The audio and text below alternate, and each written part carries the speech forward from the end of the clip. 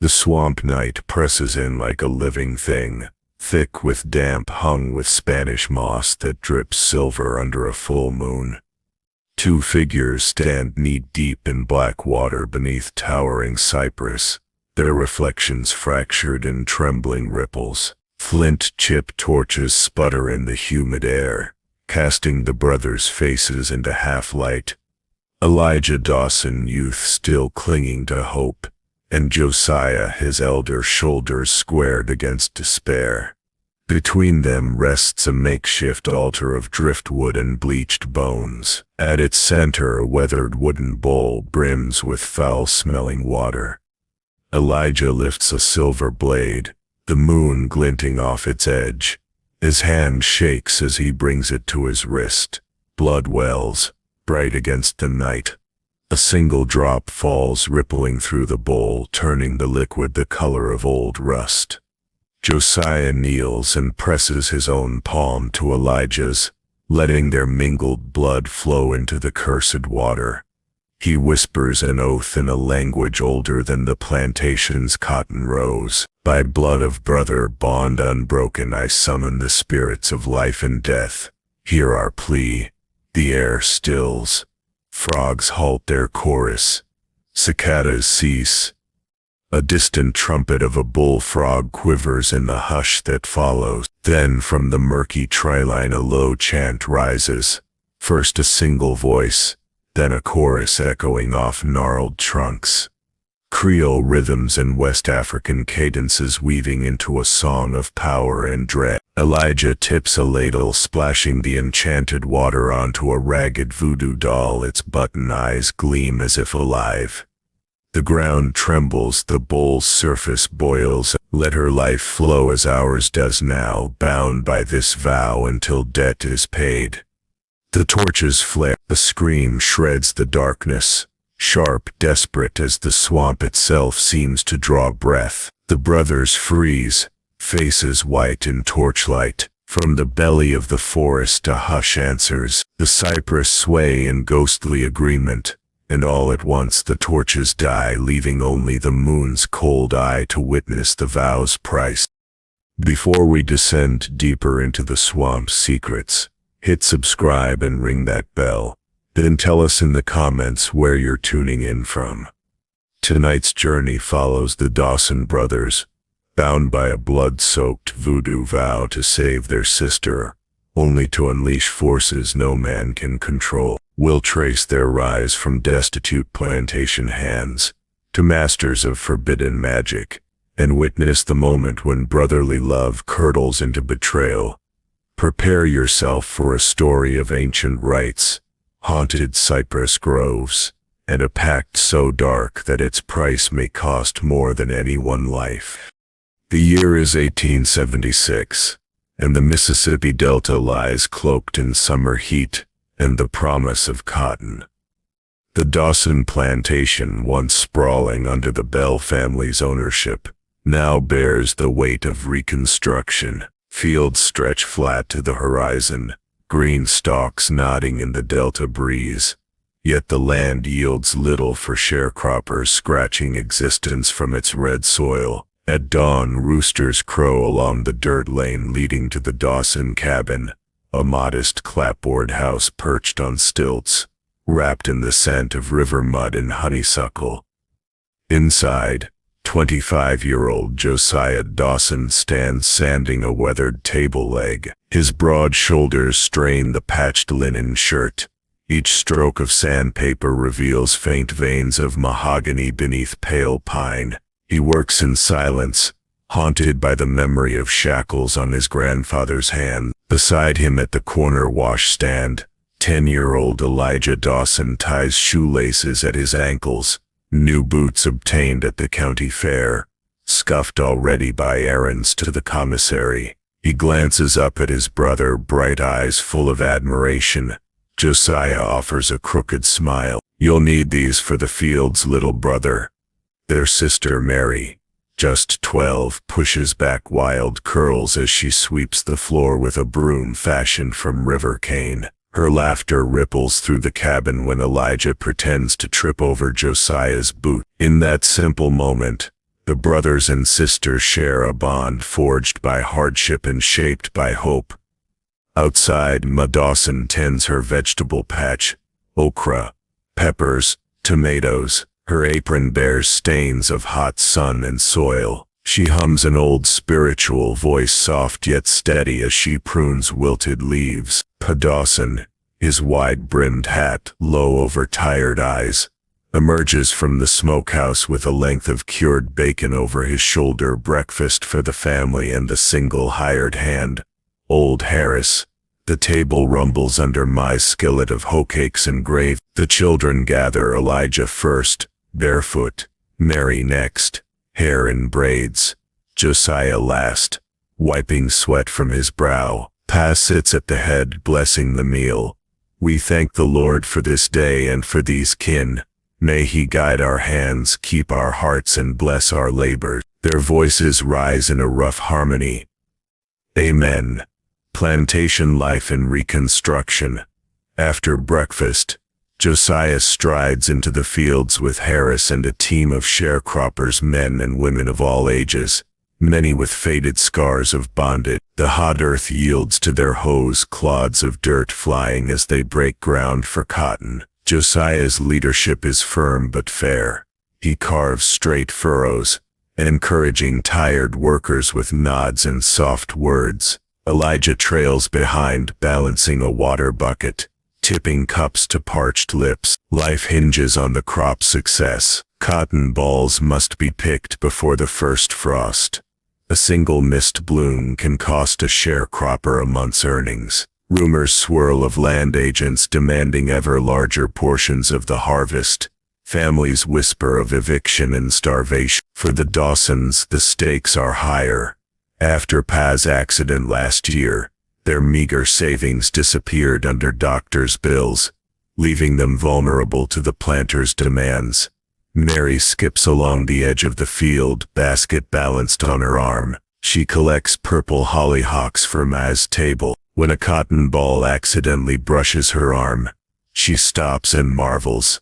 Soft as cloud, bright as hope, Josiah notices and pauses, reminding her gently, "Stay here, Mary. The sun'll burn you." He turns back to the rose boots sinking in the mud. Faith, family and folklore.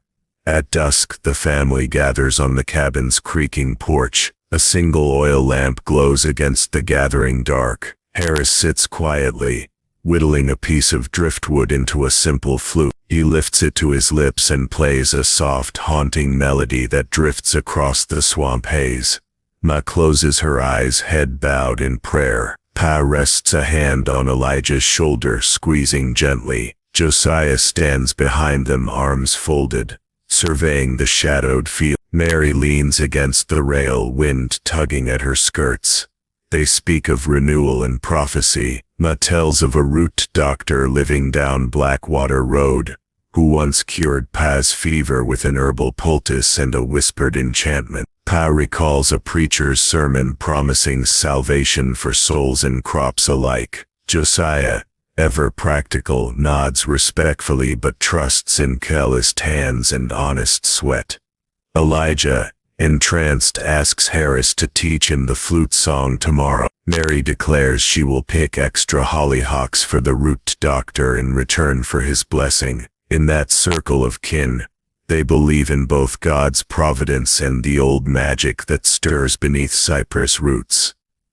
A sister's illness. On the third day, Mary grows feverish, at first a slight flush and lethargy, then coughs that echo off the cabin walls. Ma and Pa tend her damp cloths on her brow while Josiah carries her to the creek's edge for fresh water. The root doctor, an old woman named Celeste, prescribes catnip tea and a poultice of nightshade and yarrow. Elijah hovers by Mary's bedside at night, whispering promises that he and Josiah will pick extra cotton to pay for her medicine. His small hand presses against her small palm, icy, weak. Josiah holds Mary's head, voice steady as he prays beneath the lamp's glow. Lord, grant her strength. Lord, grant her life.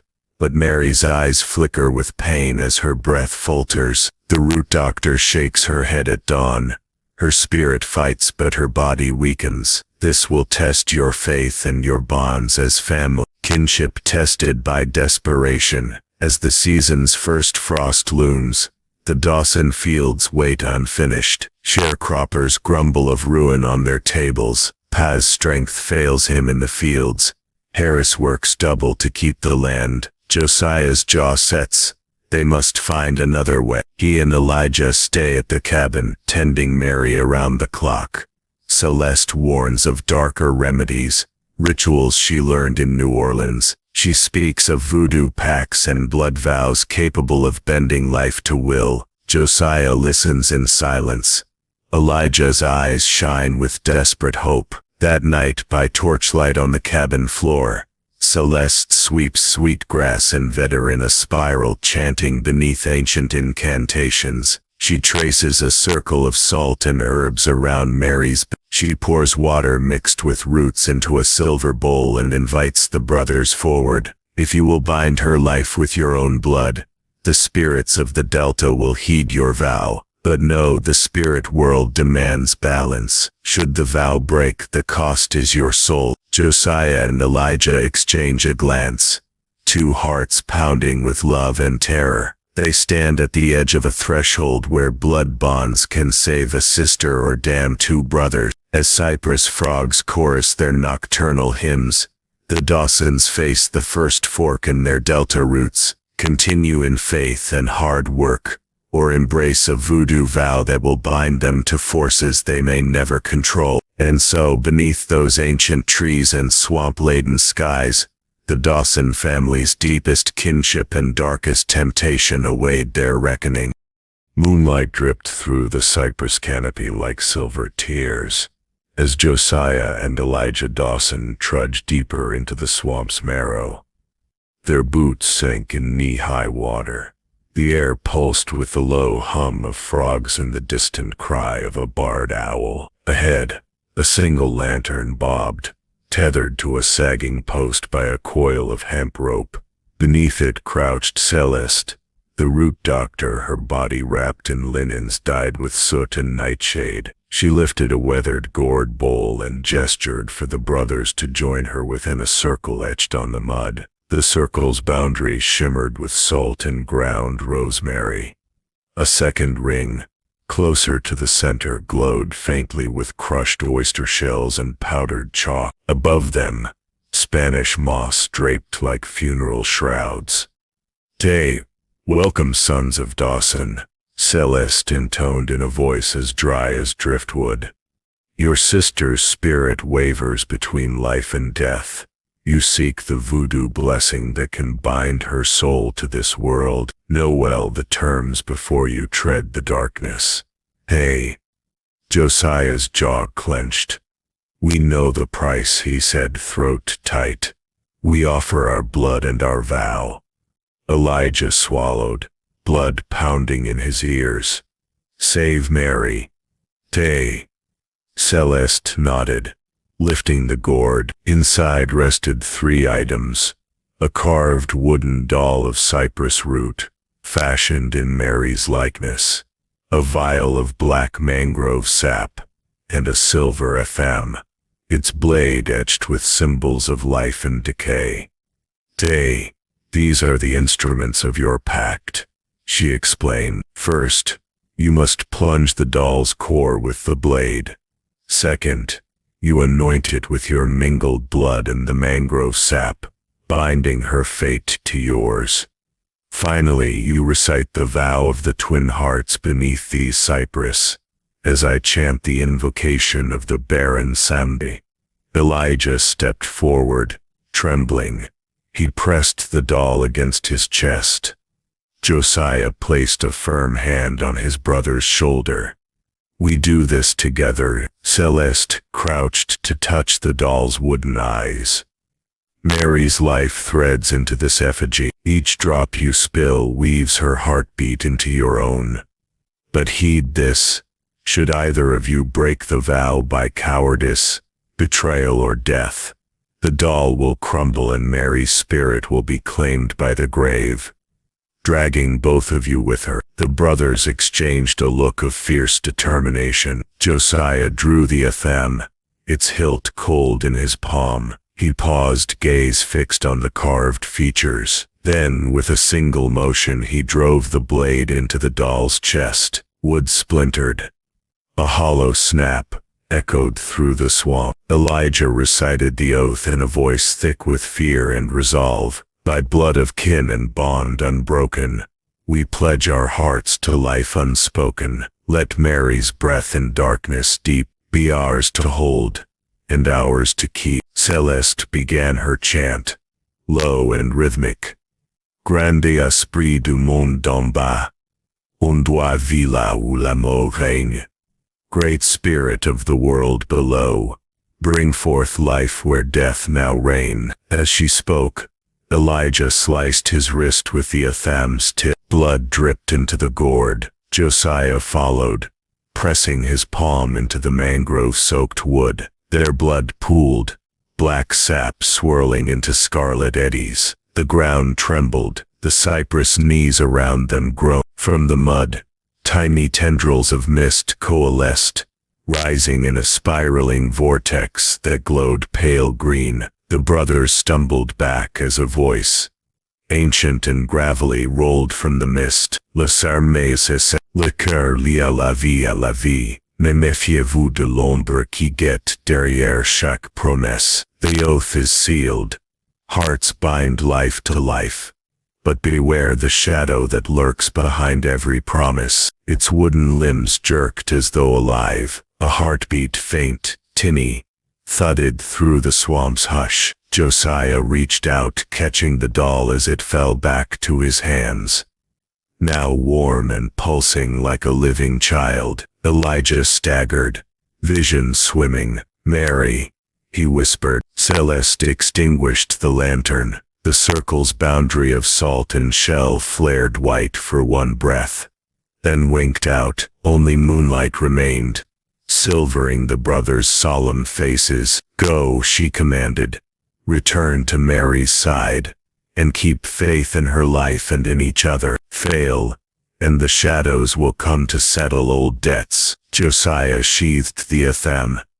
Elijah tucked the gourd bowl into his coat. Together they stepped from the circle. The swamp seemed to bow its willows above them as they made their way back along the waterlogged path. The aftermath of midnight. By the time they returned to the cabin, first birds twittered, heralding dawn. Mary lay pale but breathing steadily in her bed, the telltale rise and fall of her chest more pronounced than before. Ma glanced at the brothers with awe and dread in their eyes, noting the dark welts on their wrists. "Elijah, Josiah, where have you been?" Pa's voice was low, wary. Ma's hands trembled at her apron. Josiah knelt by Mary's side. "We secured her life, Pa. A vow, a blood pact." Pa's jaw tightened. "A blood pact." Elijah placed a hand on Mary's wrist, feeling her pulse strong.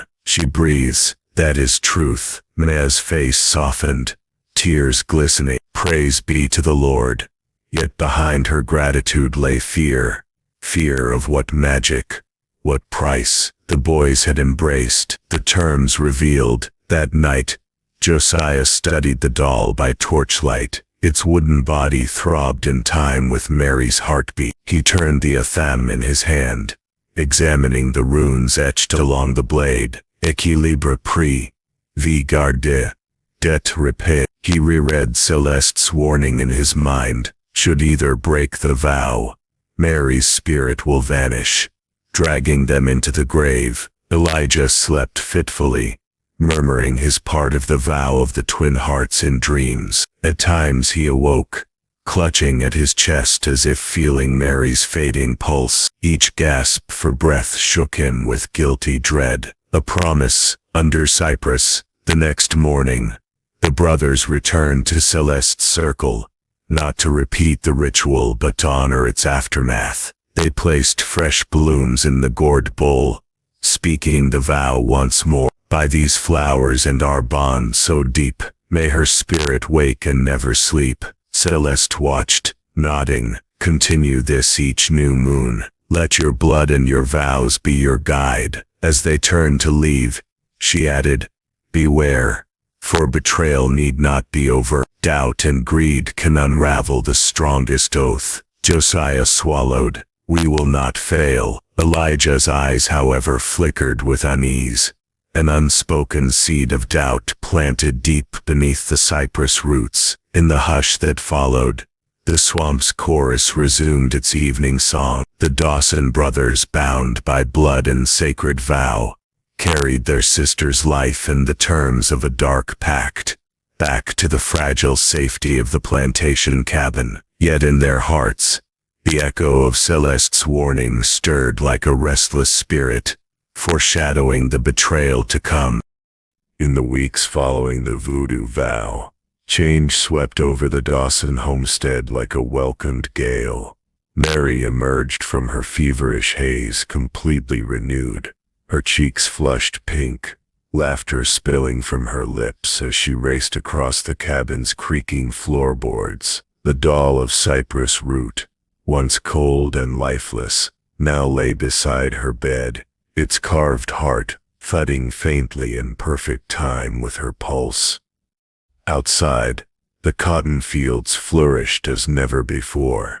Rows once sparse and stunted burst into balls heavy with snow-white fiber. The sharecroppers whispered that the delta itself had turned kinder under the Dawson brothers' stewardship. Pa returned to the fields with renewed vigor, doubling his output and repaying debts to the land agent. Ma's kitchen overflowed with surplus stew beans and corn, enough to feed the hired hand and donate baskets to the Freedmen's Church each Sunday. Josiah presided over these blessings with quiet pride. He negotiated fairer shares for his neighbors, using his modest profits to repair broken tools and pay for clothing and medical care. Elijah, now a strapping youth, delivered baskets of surplus produce to the root doctor's doorstep as thanks. Celeste accepted the gifts with a nod, yet her eyes held shadows deeper than gratitude. Signs in sunlight and shadow, yet even in prosperity, omens drifted through the delta. At dawn on a Tuesday, Pa discovered a single black feather pinned to the cotton gin's wheel, a feather unlike any his turkeys shed. He shrugged it off, attributing it to a passing crow, then found a second at the cabin's doorstep. That night, beneath the porch lamp, he laid the two feathers together. One gleamed ebony, the other shimmered iridescent as if soaked in moonlight. In the fields, sharecroppers muttered of phantom footprints in the furrows, nine-toed prints that crossed the rows then vanished by the old levee. Elijah tracked one into the shallow swamp where water lilies floated in unnatural patterns, their blossoms turned inward as though in mourning. Ma dreamed of Mary floating down the river in a small boat, eyes closed, her laughter echoing in the reeds, until the boat capsized and Mary's head vanished beneath the waves. Ma awoke with a gasp, stumbling to Mary's bedside only to find her daughter sleeping peacefully. Mary's strange affliction. Though Mary thrived, she bore a new affliction. Her hands trembled when she held cotton balls. Tears would slide down her cheeks unbidden when the wind rustled through the cypress. One afternoon, while helping Ma pick okra, she paused and stared at her reflection in a tin basin, only to see not her own face but a flicker of two brothers standing behind her. Elijah found her later at dusk, wandering the creek bank. "Mary," he called soft. She turned, eyes wide, breath catching. "They follow me, Eli. I see them in shadows watching." Before he could comfort her, the creek's surface rippled and a single droplet fell from the sky. Though no cloud drifted overhead, they ran back to the cabin, Mary's laughter curdling into a sob. A harvest festival interrupted. As October waned, the Dawson family hosted a small harvest festival on the levee. Joyous music, dancing under lantern light and platters of fried catfish and hush puppies. Even Celeste joined for a moment, her laughter bright as any. Guests toasted Mary's recovery and the bounty of the fields. But as Josiah raised his glass, the lanterns flickered violently. A cold wind gusted down the levee, sending dust and cotton fluff swirling into faces. The fiddle player's bow snapped, the violin's strings shrieking in protest. Everyone froze then in the lantern's erratic glow. They saw Josiah's reflection in the cornucopia's brass rim shift, his eyes hollow, veins dark as ink. Josiah's glass slipped from his hand, shattering on the wooden plank. The festival erupted into panic. Lanterns snuffed, dancers scattered, and Ma's shriek echoed through the brush. Josiah and Elijah stepped between the hollowed eyes of the crowd and the dark delta night. Celeste's warning. The next morning, the root doctor arrived at dawn's first light. She studied the brothers' darkened veins where the Athami had cut. The pact bears fruit, but the tree also bears rot. Your blood vow has fed her life, but now it feeds something else. A shadow grows where there was none. Elijah, voice trembling, asked, "What must we do?" Celeste's eyes glinted. Balance demands sacrifice, but the terms are hidden in the grimoire I left with your family chest. Seek it at the curio shop in Yazoo, but be warned. Betrayal need not be intentional to break a vow. Doubt alone can fray the thread.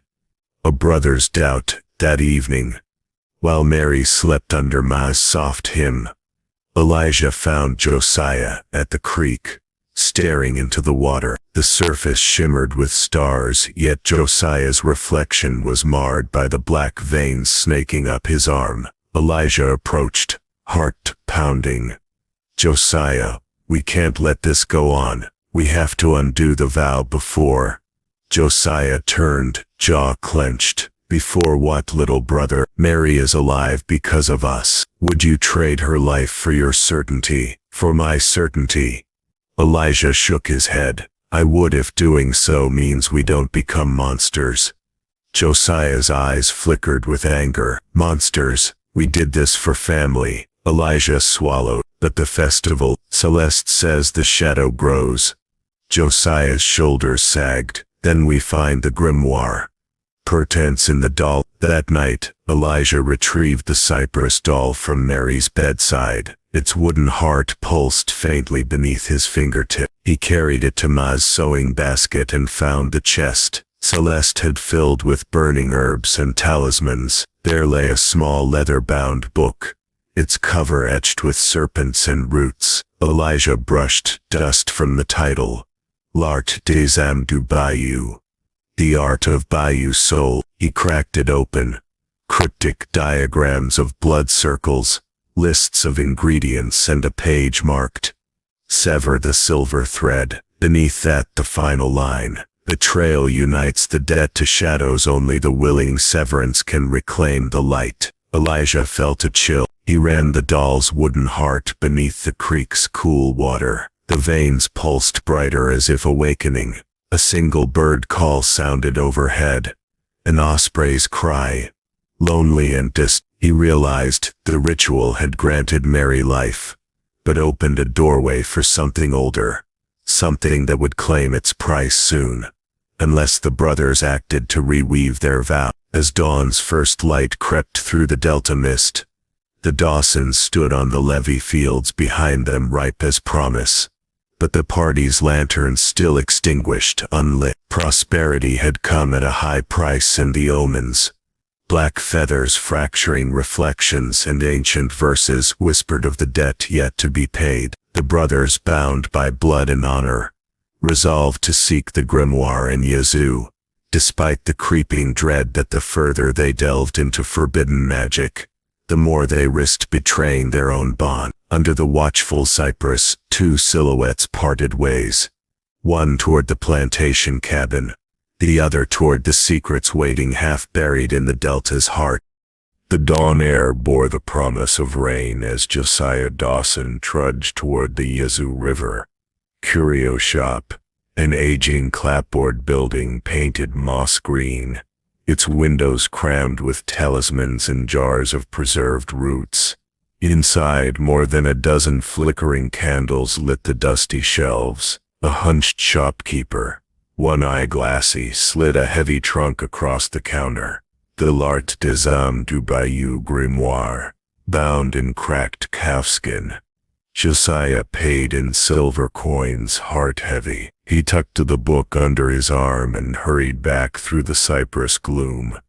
Unaware, Elijah pursued him at a distance, eyes wide with worry. The price of power. At the cabin, Ma and Pa prepared supper, cornbread and okra gumbo. Mary, stronger now, hummed a folk tune as she shelled peas. Elijah clutched the grimoire's worn corners. Josiah slammed the door behind him, tense. He laid the book on the table, snapping its latch. "I've the ritual," he said, voice clipped. "We can sever the shadows without sacrifice by commanding them to serve us." Elijah frowned. "That's not what Celeste said." Josiah's jaw tightened. "She won't reveal the full rite, guarded the true power for herself. But here," he opened to a marked page. "It describes a binding of the spirits to your blood, granting their strength." He traced inked lines depicting a circle of salt and iron nails, with two figures at its heart. "We can wrest mastery from the swamp's forces. No more fear. No more debt." Elijah's face fell. "But the vow was to our sister." Josiah cut him off. "Mary's life is safe. Already the cotton thrives. We won't lose her." He slammed the book shut. "We'll break the curse by bending it. Power is the cure." Elijah recoiled. "That's betrayal." Josiah's eyes flashed. "Call it what you will. I call it survival." The darkening of Elijah. That night, while Mary slept, Elijah crept to the grimoire's pages. He read in trembling light, "To command the spirits bound by blood.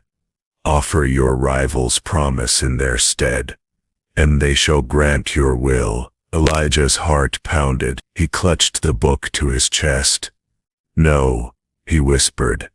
"I will not break the vow." A sudden breeze rattled the cabin windows. Elijah jumped, then noticed the voodoo doll of Mary's likeness, its wooden heart carved deep and polished by ritual. He buried the grimoire beneath straw in the root cellar, and returned to Mary's side, resolve hardened. Josiah's reckoning. At midnight, Josiah returned to Celeste's swamp circle alone. Lanterns burned low. The scent of herbs hung thick. He placed the grimoire on the mossy altar, opened to the binding spell, and cut his palm, letting blood drip onto the authorized circle of salt and oyster shell. "Spirits of water and root," he chanted, voice echoing. "I, Josiah Dawson, command you to serve my will, to shield my kin and grant me strength." The mist stirred. From its depths rose two pale forms, swirling vapor coalescing into the shapes of a snarling beast and a gaunt elder, manifestations of the Delta's spirits. They hovered, silent, eyes empty holes. Josiah stood firm. "Bind yourselves to me. Grant me power over land, life, and death." The specters yawned, then vanished with a soft hiss, leaving only the faint odor of brimstone and crushed roots. Josiah swallowed, exultation wobbling in his chest. He felt no surge of strength. Instead, a hollow ache where his heart should be. Elijah's vigil. Back at the cabin, Elijah noticed the first omen. The cypress doll's heart no longer throbbed. He rushed to the root cellar, found the grimoire's latch broken, and bloodstains on the straw. Panic seized him. He dashed to the swamp's edge, shouting Josiah's name. No answer, only the owl's call and cicadas drone. A black feather drifted down, landing at his feet. Elijah knelt, pressing it to his chest, his pulse quick, fear blooming. Mary's terror. At dawn, Ma found Mary waking in terror, eyes darting, lips mouthing unseen prayers. She told of nightmares, two men in mist, offering their brother's palm to phantom jaws. She woke to find the doll's wooden limbs twisted, one arm severed. Elijah held Mary, tears damp on his cheeks. "I'll fix this," he promised, voice hollow. Confrontation at the barn. That afternoon, Elijah found Josiah in the cotton barn, leaning against a beam, shirt torn to reveal dark veins along his forearm. He seemed distant, drained. "Josiah, what have you done?" Elijah demanded. Josiah's gaze flickered. "I freed us," he said softly. "No more debts." Elijah spat. "You broke the vow and our bond." Josiah's lip curled. "I did what was needed. We could rule this land, protect Mary forever." Elijah shook his head. "You traded our souls for power." Celeste warned this betrayal would unleash a curse. Josiah laughed, bitter. "Then let it come. I will master it as I have all else." Elijah stepped back. "I won't be part of this." He turned, leaving Josiah alone among the cotton balls that now rustled with unnatural whispers. The curse unleashed. That night, as Elijah slept in Mary's room, the curse found him. He dreamed he ran through the swamp, pursued by two shadowy figures, whose voices whispered, "Blood for blood, bond for bond." He awoke choking on his tears. On the bedside table, the voodoo doll lay with a fresh gash across its wooden chest. Mary slept on, oblivious. At dawn, Elijah stumbled into the fields. Cotton stalks bent away as he passed. The other sharecroppers backed off, their faces pale. The land itself seemed to recoil. Josiah's fall, meanwhile. Josiah awoke in the barn, parched and faint. His reflection in a broken window showed hollow eyes and sunken cheeks. He pressed a hand to his chest, felt no heartbeat. Panic flared. He realized the spirits he bound had drawn life from him, not given strength. His blood vow, corrupted by betrayal, now consumed him. Desperate, Josiah grabbed the athame and raced to the swamp, seeking Celeste's circle once more. He arrived at twilight, her lantern snuffed out, altar cold. "Celeste," he called into the cypress gloom, "revive the spirits, reverse the curse." Only the wind answered, rattling Spanish moss. Josiah sank to his knees, clutching his bleeding wrist, the hollow ache in his chest, like a drumbeat of death. Brothers divided. That evening, Elijah found Josiah collapsed at the swamp's edge, blood streaking his shirt. He cradled his brother's head. "Josiah, please." Josiah reached up, voice raspy. "I thought I could save us all." Elijah closed his eyes. "You betrayed the bond, and now it betrays you." Josiah gasped. "Help me, please." Elijah faced the swamp, moonlight on cypress, the distant altar faint. The voodoo vow still bound them, brother to brother, blood to Elijah realized the only way to fulfill Celeste's warning was to restore faith in the original vow. Sacrifice Josiah's betrayal with honest love. He lifted the athame. Josiah's eyes widened in recognition. Elijah pressed it to his own palm, drawing bright blood. Then softly, "By blood of brother, bond unbroken, contrition sown, debt restored." He pressed his palm to Josiah's, letting their mingled blood bleed into the mud at Josiah's side. A tremor passed through the earth. The air shimmered. Josiah's chest drew a sudden deep breath. His eyes cleared. The brothers embraced, tears mingling with swamp water. The curse flickered, and then receded, leaving only the hush of frogs. and the quiet promise of redemption. In the Delta night, under ancient cypress trees, fractured bonds found the tender arc of forgiveness, yet the price of betrayal remained etched in every ripple of the sacred swamp. The first light of dawn bled into the sky as Elijah Dawson trudged the muddy path to Celeste's hidden cabin.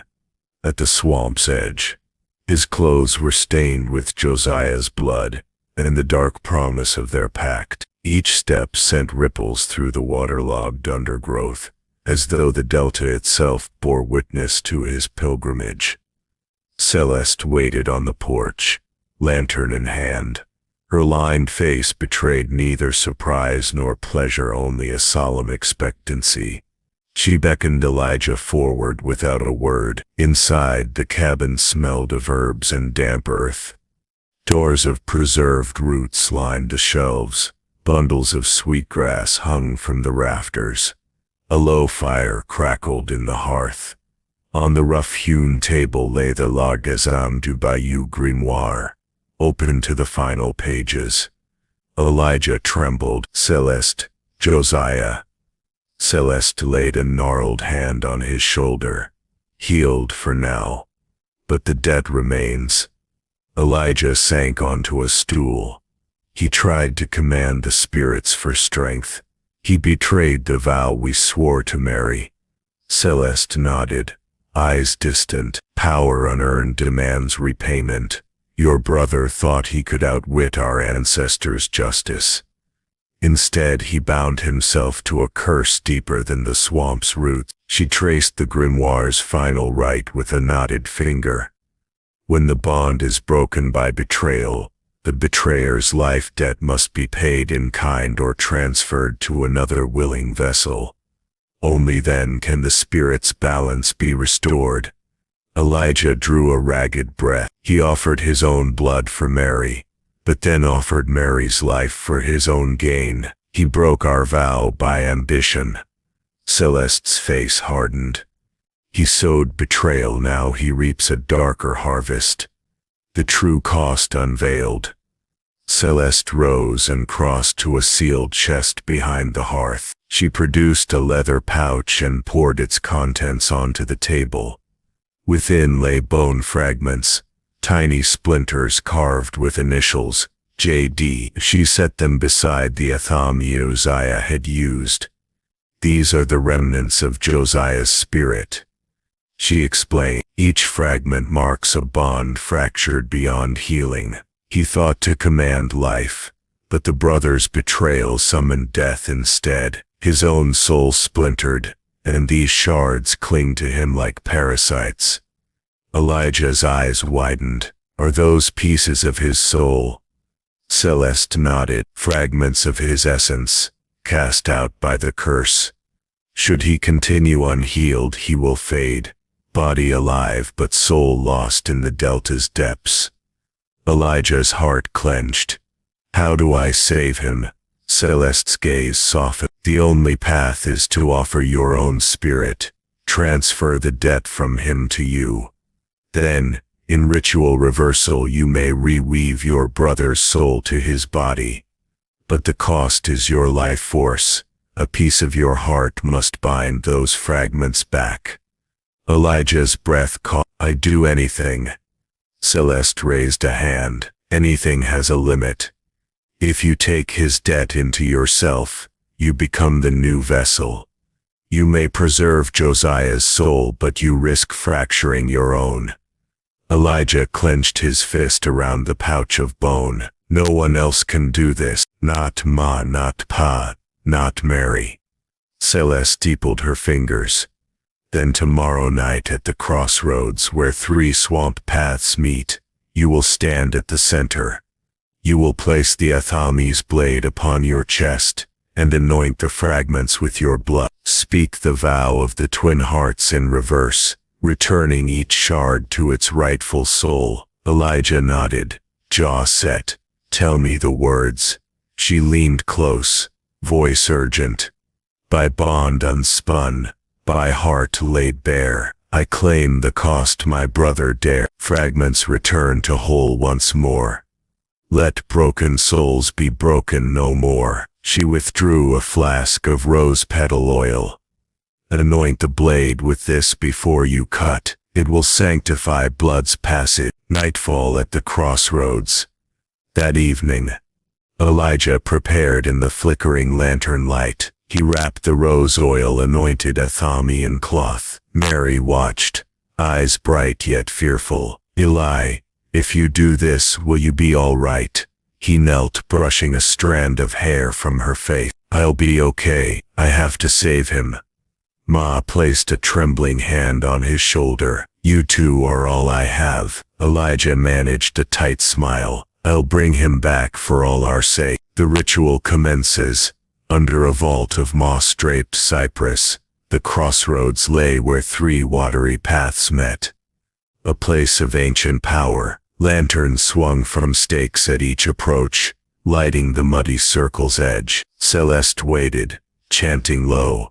Pipes of driftwood and bone lay ready. Elijah stood at the circle's center, heart pounding. He drew the Athami, pressing its point into his chest above his heart. Warmth welled as he spoke the words. By bond unspun, by heart laid bare, I claim the cost my brother dared. Blood welled from the blade's tip. He let 3 drops fall onto the ground, each sizzle releasing a faint plume of mist. Then he scattered the bone fragments in a spiral path. Fragments returned to whole once more. Let broken souls be broken no more. He pressed the Athami to each fragment, whispering the names of the lost, his own name. Then Josiah's. The fragments glowed faintly, then vanished in turn, drawn upward into the canopy like restless fireflies. The curse reversed. The swamp's hush shivered. Celeste's chant rose to a crescendo. A sudden wind whipped through the cypress, torch flames bending in its gust. Elijah's vision trembled. Darkness threatened at the edges of his sight. By blood of love and bond restored, return the soul its fractured core. With the final word, a flash of green-white light burst above the crossroads. Elijah gasped as the wind stilled. Lanterns flared, illuminating the circle, and the form of Josiah Dawson, stepping out of the shadows. Josiah collapsed into his brother's arms, breath ragged. His eyes were clear, the black veins gone. Elijah wept as he held him. The price paid. But Elijah staggered back, chest aching. The Athami fell from his grasp. He collapsed beside Josiah, his hand pressed to a second wound where he'd cut himself too deep. His pulse slowed, vision dimmed. Josiah knelt, supporting Elijah's head. He pressed his brother's palm over the wound. You did it, he whispered. You saved me. Elijah managed a faint grin. Now save me. Aftermath at the cabin. By dawn, Josiah carried Elijah to the cabin. Ma and Pa rushed forward, horror on their faces. Harris fetched water. Celeste stood at the porch, expression grave. Elijah lay on a pallet in Mary's room, pale as a ghost. His breath was shallow but steady. Josiah sat beside him, eyes red with tears. Celeste placed a gray-white feather on Elijah's chest, a token of the spirit's acknowledgement. The debt is paid, she intoned, but be wary, your own soul has changed. Then she slipped away into the swamp's hush, leaving the family to their fearful joy. Bonds forged anew. As sunrise spilled through the cabin windows, Mary reached to grasp Elijah's hand. Pa laid his palm over both brothers' palms. Ma, tears streaming, pressed a kiss to Elijah's forehead. Josiah rose, voice firm yet gentle. Eli, you gave everything to save me, and now we must live every day in honor of that sacrifice. Elijah squeezed his brother's hand. We both did it for Mary, for Ma and Pa. Under the humble roof, the Dawson family embraced a circle of blood and love stronger for trials endured. At the crossroads a vow had been severed, a curse reversed, and bonds fractured by betrayal reforged in willing sacrifice. Yet in the Delta's humid hush, The cypress still whispered of magic and debt, a reminder that some bargains leave their mark long after the last flame dies.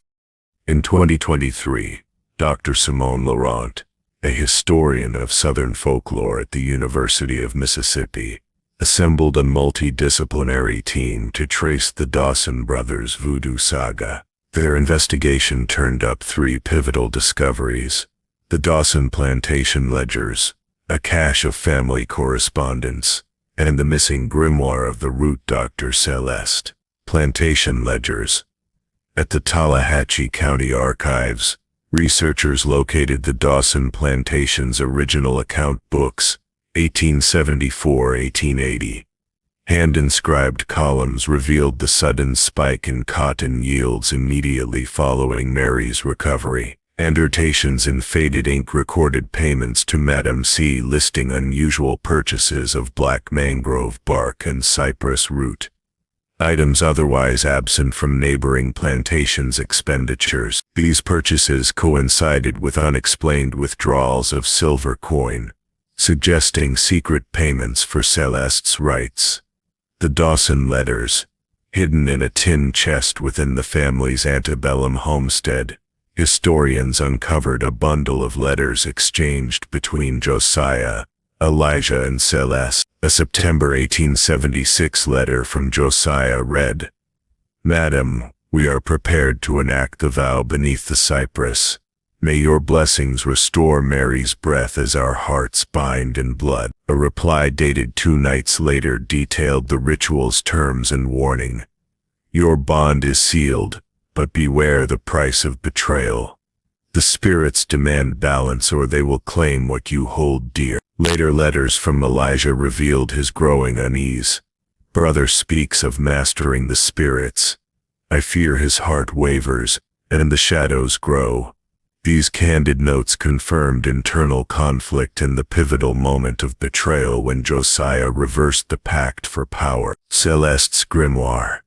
The most sensational find emerged from a Yazoo County estate sale, where a private collector offered a weathered leather-bound volume bearing the title L'Artisan du Bayou. Examination by Dr. Laurent's team, anthropologists, botanists, and linguists, confirmed its origins in 19th-century New Orleans occult circles. The grimoire contained recipes for blood pacts, chants invoking Baron Samedi, and the final betrayal binding rite. Key passages included, "To sever the oath for personal gain is to stain one's soul with ancestral debt. Only deliberate contrition can restore the balance." Marginalia in a younger hand, identified through handwriting analysis as Josiah's, added. These annotations aligned precisely with the crossroad reversal Elijah performed, indicating that only by offering one's own soul fragments could the curse be undone. Scholarly conclusions. Dr. Laurent published her findings in Southern Occultism Quarterly, 12/2024, arguing that economic records confirmed the Madam C purchases and sudden prosperity tied to the Dawson ritual. Personal correspondence reveals the brothers' motivations, doubts, and the exact moment of betrayal. Occult grimoire provides the original rites and the betrayal binding, illuminating how Elijah's counter-ritual restored balance at a profound personal cost. Together, these sources validate the Dawson brothers' legend as rooted in documented history and folkloric practice. They demonstrate how desperate devotion became a cautionary tale. Ambition can twist sacred bonds, and only willing sacrifice can heal the wounds of betrayal.